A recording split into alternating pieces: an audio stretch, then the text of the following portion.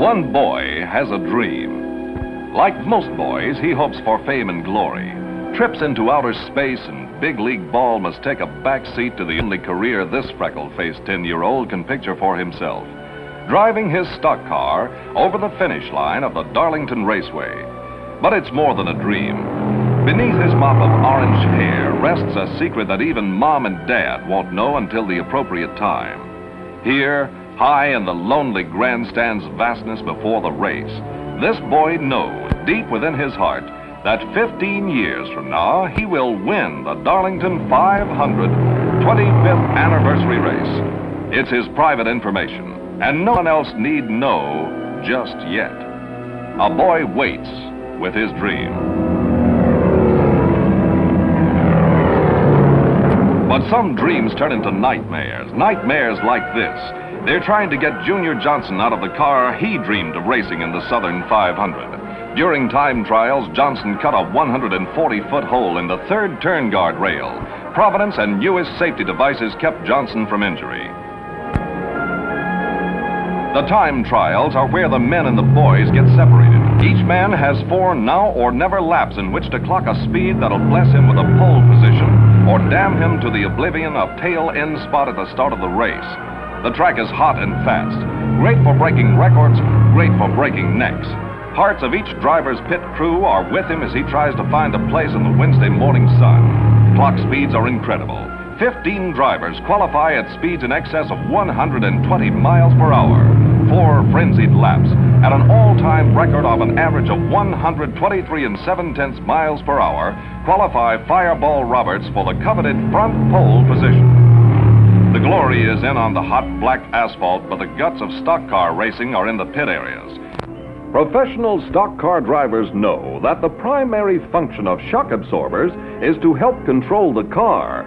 Shock absorbers do contribute to comfort, but essentially they are safety devices, helping the car maintain an even keel on turns and curves, minimizing wheel bounce so the tires are held on the road, and continuously checking or damping spring action so that a series of bounces won't build up to jackrabbit proportions. Is it any wonder, then, that professional drivers are very particular about the shock absorbers on the cars they race? Complete control of a car hurtling around the track at 140 miles per hour is absolutely essential, not only to stay with competition, but also just to stay alive. That's why top NASCAR drivers like Rex White, Fireball Roberts, Lee Petty, Jim Reed, and Joe Weatherly insist on quality Gabriel shock absorbers for reliable precision control. These cars can't be modified. They must race honestly as true stock cars. The same cars we see in dealer showrooms. The only changes necessary are for safety purposes. So heroes in coveralls go to work. Men baby engines like jeweled watches. Each vehicle gets a loosening up to endure the torture of 500 miles of racing at speeds double what you and I call speeding. No Cape Canaveral missile ever got the attention these power plants get. Day after day, night after night, until the awesome moment of the green flag. Mechanics, worth their salt, work quietly on facts and judgment. Each knows his car. He knows the track characteristics. He knows who else is in the race and what they're driving. He knows how many miles his car must perform without a collapse, but he can't predict the weather or fate. Track officials put iron control over the teeming pit area, inspect bodies and engines for performance, conformity, and safety, finally sealing engines until the race. Wives and honey buns of drivers and crews get a back seat for one critical week. They get the barest of attention from their husbands. When racing men have a few minutes off, they play ball, swap lies, and display the fervent brotherhood of the stock car racing fraternity. Pageantry cuts deeply into the hearts of Southern 500 fans who cherish their brilliant parade and glittering beauty pageant about as much. A United States Marine band greets the thousands of souls who jam downtown Darlington, South Carolina to ogle movie stars, senators, statesmen, Marine brass, and beautiful girls. What a day! The cotton and tobacco have been picked, the peach and watermelon money is flowing, and folks are sipping their last iced tea for the summer. In Washington, Congress is trying to adjourn. In Moscow, Khrushchev is getting ready to visit America. But in Darlington, South Carolina, people are having more fun than anybody. Where else can a family Get to see racing thrills, pretty girls, as they were a century ago and they are today. A passel of movie stars like Rory Calhoun, Alan Hale Jr., Connie Hines, and John Gentry. Clowns and foolishness, elaborate floats and pageantry, and most of all, a crowd that would make a Mexican bullfight look sick. No one argues one resolute fact. The girls are beautiful. These lovely maidens, outfitted in the splendor of antebellum gowns and flower-fringed parasols, honor the 10th anniversary of the World Series of Stock Car Racing. Monday, the 5,000th mile, will be a fact in the stirring history of the Southern 500, whose annals have held a mixture of thrills and pathos, disaster and hope, disappointment and joy to hundreds of drivers participating since the world's first 500-mile stock car race started here in 1950. Today, all is feminine and serene. Never were there so many talented young ladies all competing for the title of Miss Southern 500. So pretty and so appreciated. Beneath their bizarre apparel, all the clowns are Shriners, doing their share to brighten the eyes of young and old. The police here today are unique. No one gets arrested. No one gets chewed out. All the policemen are Santa Clauses and Good Samaritans who spend their time helping the crowd live it up, within reason. This attitude so entrances the fans that they respond ideally. A small, quiet South Carolina town suddenly becomes as big as Schenectady, Sioux City, or Saginaw. Yet crime takes a holiday. Cars parked off the newest street here represent most of America. The crowd mixes farmers and thrill seekers, millionaires, college students, and barefoot kids. 10th generation Americans and visitors from foreign lands.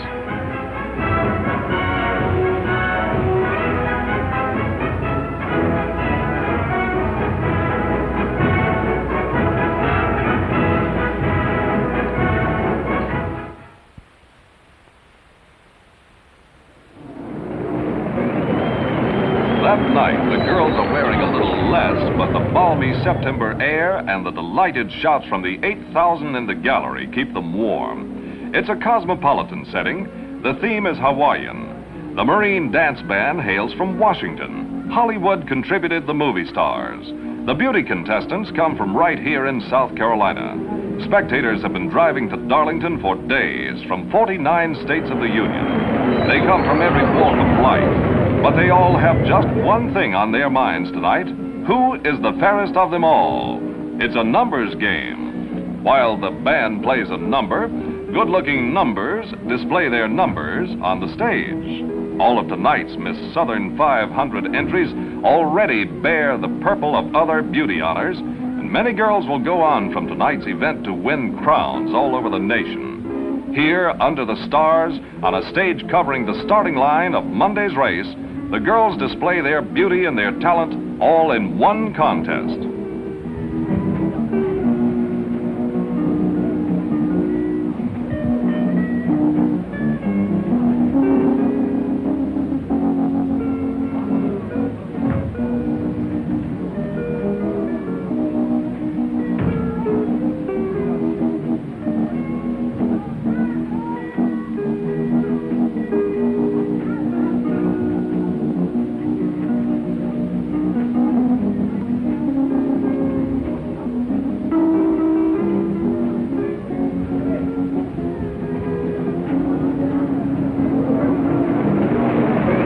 Number 25, Carolyn Melton stops the crowd. This pageant is second only to the Miss America event as the nation's largest beauty contest.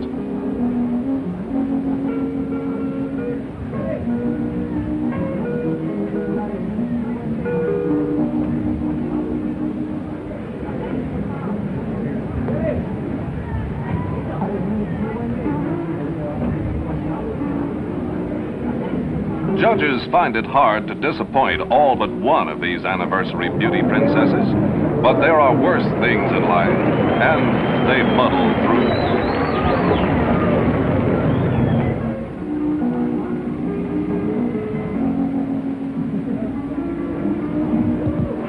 The tantalizing eyes, perfect proportions, and delightful charm of Carolyn Melton of Cheraw, South Carolina, captures the judges' admiration. And Rory bestows the golden diadem on this year's Miss Southern 500. 36 Carolyn grew up in the shadow of this massive racing arena, and now she stands triumphant, queen of a joyous realm of 100,000 souls.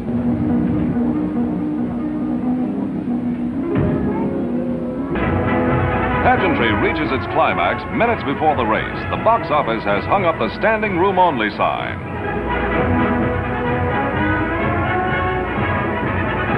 South Carolina's Governor Ernest F. Hollings appears with Miss Southern 500, Fireball Roberts, Calhoun, who is slated to ride a few race laps for the camera crew's benefit, and Curtis Turner, whose back injury puts him in front of the pack as usual, but this time for only one lap in the pace car.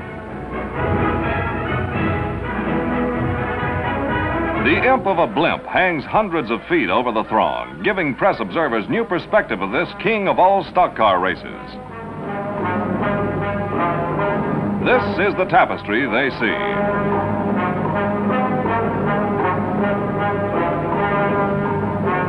And something is happening. As Miss Southern 500 signals the parade lap, the crowd realizes that minutes before the race, the fog is dissipating. It's weird. The nightmare of a race run in instrument weather has evaporated, and that dream race in beautiful weather is reality. The gallery gets its first thrilling sight of 50 humming vehicles that'll soon turn into screaming savages in the racing jungle. Like the parade of men and lions in Rome's Colosseum, these modern fighting machines will soon be satisfying the thirst of the grandstand for dust, oil, rubber, metal, and sweat. Now the frantic 50 are held back in pent-up array with no way to anticipate the moment of starting, no head of the green flag until the last moment. Go, go, go! Get your speed up from 40 to 120 miles an hour, bumper to bumper. Fireball Roberts is fishtailing on the second turn. He recovers. These men are master drivers.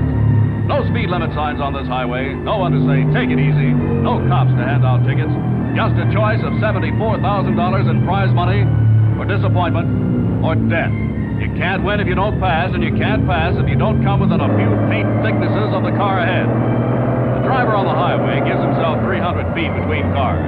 Here you're lucky to have 30. Yet you wouldn't be here on this track today if you didn't know road safety better than millions of so-called safe drivers. Speedy Thompson in car 22 takes the lead from his front row starting position. Trouble on the third turn. Carl Burrs in car 14 is spinning out, and so is Cale Yarborough in car 30. The yellow flag is out. Other cars twist around the trouble spot. The end of the trail for Burris, one of the hottest modified drivers in the nation. He's won 5 championships, but he won't bring the cup home to the 5 kids today. Yarborough, the Batman, is okay.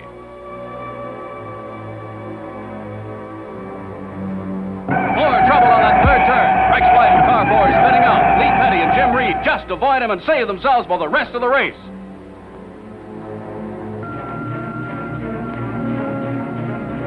Now, Fireball Roberts takes over the lead in his 59 Pontiac from Speedy Thompson, the 1957 winner, and the 2-track Tigers fight every foot of the mile in 3/8 course. Driving the Southern 500 today for the 10th time in 10 starts, his number 3 car plunges ahead for a lead he said before the race he wasn't interested in. He won last year's event with a record speed of 102.48 miles per hour.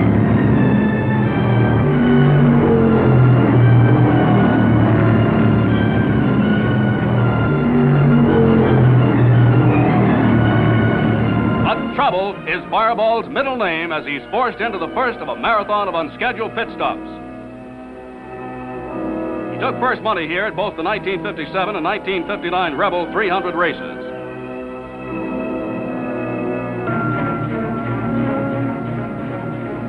Charlotte Speedy Thompson, another favorite of sports riders to win, regains the front spot. What's this? Joe Eubanks in the number 61 car carrying the Hollywood camera billows smoke on the straightaway and is out of the race for good. Surprise! Coming up from the second position he's held since the 14th lap is Banjo Matthews in car 93 to take over command of the Southern 500 here in the 27th lap. This is the Banjo Strummer's 4th try for this title. Fireball's back in the race, grabs that lead quickly for Matthews. Hold it, hold it! Number 10's got trouble. That's Elmo Langley. He's thrown a rod, and he's on his way out of the race. There's 93, Banjo, passing Roberts to regain that lost lead. Jim Reed in car 7 bumps Bob Wellman in car 49 in the second turn, and they're glued together on the backstretch. Track temperature is now 114 degrees and going up. This is the fastest and finest track surface in 10 years. There goes young Jim Reed, here for his 6th try. And now car 6, Cotton Owens, squeezes through for the lead at the 69th lap of the 10th anniversary Southern 500 as Matthews makes a pit stop. But he doesn't have it long. Young Richard Petty in car 43 climbed from behind Buck Baker and Jack Smith to take charge. Look out! Cotton Owens bounces off the first turn rail. There's a shaken man inside that T-Bird. Cotton came in second here 2 years back, and maybe some fast work in the pit will bring him back. It's a battle of temperatures. Engines getting hot, track getting hot, tires getting hot, weather getting hot, drivers getting hot. Who or what is going to go next? Well, the next thing to go appears to be this little boy. Now, taking the lead again is driving Dick Petty. Cotton Owens bites out the front position in a seesaw clash for honors. Now, passing number 6 is Bobby Johns, car 72, a 57 Chevrolet on this 86th lap. They're having as many accidents today as lead changes.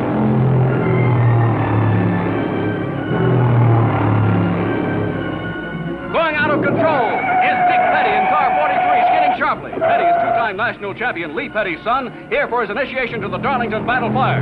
The skid doesn't keep him from taking a brief lead until Banjo Matthews, car 93, grabs the ball and refuses to be denied. Jimmy Thompson and Bob Wellman are driving mighty close. A piece of metal tears Thompson's tire, crashes him into Wellman on the outside, who slams into the second turn guardrail. The two careen 500 feet down the backstretch. Car 4, Rex White, spins out of control, but he appears safe and ready to go back in the race. The crowd breathes easier as the news comes out that both Wellman and Thompson are all right. In fact, Thompson is mad enough to go back in and win the race.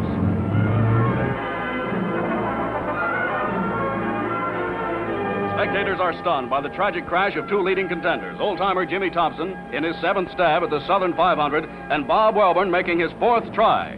Car number 49 has no place to go now but the junk heap.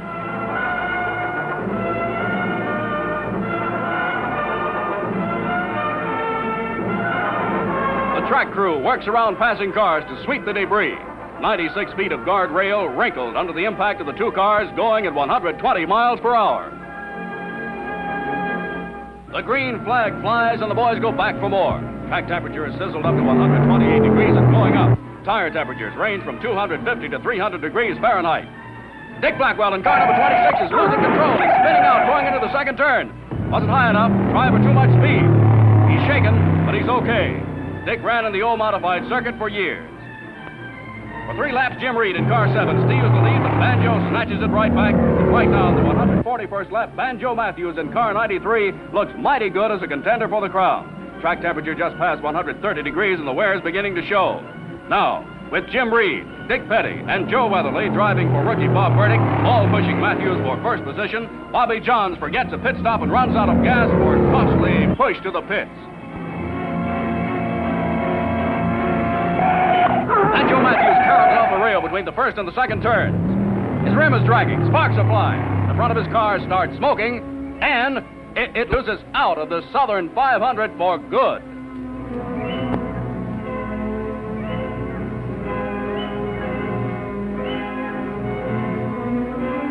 Pit crew takes one look and gives up. So now, at the 178th lap, Banjo Matthews forfeits the lead to Jim Reed, the man with the lucky number 7. The man with the unlucky number 13 runs short of luck. Earl Belmer breaks his wheel and a stream of smoke follows him to the pit. The heat is on. The hole is open on the first turn, and the drivers are treating it gingerly. Larry Frank slams on the brakes to keep from hitting Joe Kaspelich. Now the quiet one, Jim Reed, establishes his lead for an impressive 58 laps. Somehow Reed has stayed out of the trouble spots and is beginning to pay off at this moment. Reed said he preferred racing alone and not with the pack. A good if you can do it.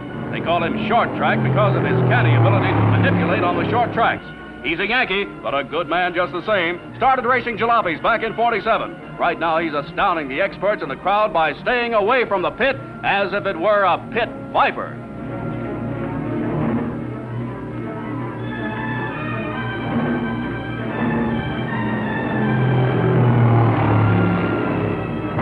Dick Petty wants that lead bad, real bad. Two-thirds of the way through this grinding 500 miles, top contenders look like Dick Petty, 43, Jim Reed, 7, Joe Weatherly, 73, and Bobby John, 72. But which will it be? Which of the four contenders will be eaten alive by pit stop acid? Can Bobby Johns go all the way?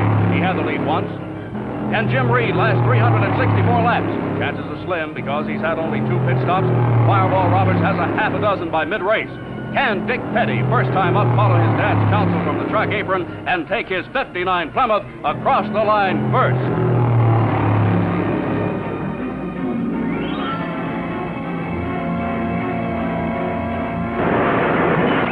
Watch it. Dick Blackwell over on the second turn, skids out of control. Dick is driving car 26, one of Tommy Irwin's Fords. He's okay. That was close. When one car skids, the lives of 6 men stand in the balance. Watch Reed now. Watch his tricks as he clips 3 drivers' wings at one pass.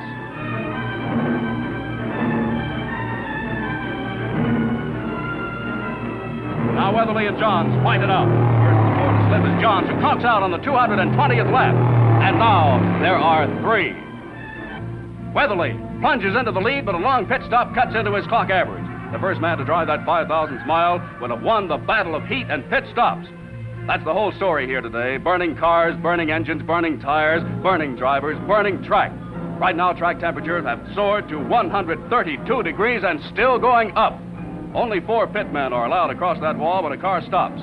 Their speed and now or never attitude get those cars back out on the track in impossibly short times. But today it's rough. It's not just gas and tires, but wheels, carburetors, cams, gaskets, rods, clutches, entire engines failing under the of the heat and speed. Some emerge quickly, others bog down for vital minutes. You've got to realize that 500 miles of brutal treatment like this is like 50,000 miles of wear on your car and mine. Some are lucky, some aren't. Number 13 stays unlucky, starts an uncontrollable smoke orgy, and pulls into the pits a third and final time, a ball of smoky defeat. Belmer isn't superstitious, but next year he may request another number. Now, on the 234th lap, the crowd and the press realize something big is happening. Average speed is over 110 miles per hour, surpassing the wildest dreams. Only 2 short caution flags so far kept that average way, way up, and a new track record is in the making. But the heat still bears down. Something's got to go. Weatherly, Reed, and Marvin Panch, relieving Dick Petty, are leading. Panch loses the wheel at the start of the second turn in a spectacular twist of fate that may kiss goodbye to the title.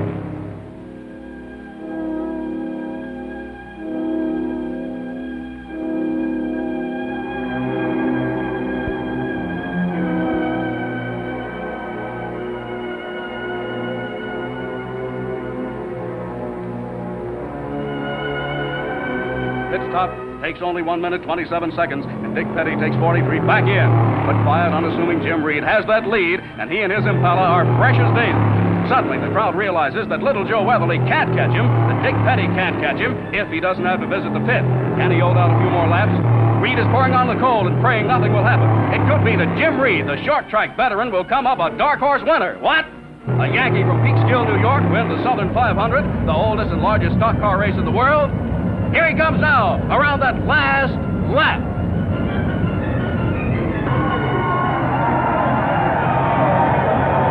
And he does it at a record speed of 111 and 78/100 miles per hour. More than 9 miles an hour faster than last year, more than 37 miles per hour faster than the first year. Jim Reed becomes the first driver to chalk up the 5,000th mile at Darlington, South Carolina, the man nobody was watching because he wasn't hitting the guardrail and wasn't visiting the pits. He wins because quiet, methodical handling on his 6th try. Into the winner's circle and a mass of humanity, Reed drives his final foot, and from then on, he's limp in the hands of Miss Southern 500. A storybook ending to a day of grime and punishment. That imp in the blimp reports the big news to the countryside. It's been a big day for 100,000 human beings joyously jammed into Darlington, South Carolina. But it was just a little too much for one boy and his dream.